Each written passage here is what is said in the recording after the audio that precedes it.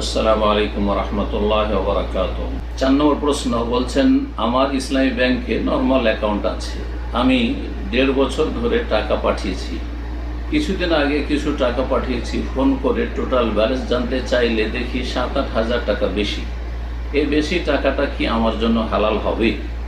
যদি ইসলামী ব্যাংকে অ্যাকাউন্ট থাকে, তো যেহেতু তারা দাবি করছে যে তারা সুদভিত্তিক কারবার করে না, বরং তারা মোদারাবা মানে আপনার পুঁজি, আমাদের পুঁজি, জনগণের কাস্টমারের পুঁজি খাটিয়ে তারা ব্যবসা করছে এবং ব্যবসা থেকে লভ্যাংশ দিচ্ছে।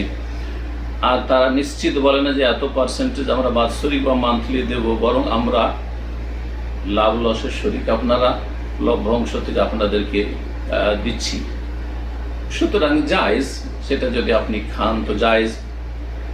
আর যদি আপনি অধিক সতর্কতা, আপনার তাকওয়া এবং ওয়ারা, আর দাবি হচ্ছে যে আপনি যদি সন্দেহমুক্ত, শুবহাত মুক্ত থাকতে চান, তা সবচেয়ে ভালো। তাহলে মুক্ত হওয়ার জন্য সে টাকাগুলি দান করে দেবেন। আলহামদুলিল্লাহ, আল্লাহ রাব্বুল আলামিন আপনার রুজিতে আরও বেশি বরকত দেবেন। এমনি সাদকা খেরাত করছেন, এই সন্দেহযুক্ত সামান্য কিছু টাকা পয়সার সংমিশ্রণ না ঘটিয়ে সেই টাকাগুলি যদি দান করে দেন সবচেয়ে ভালো।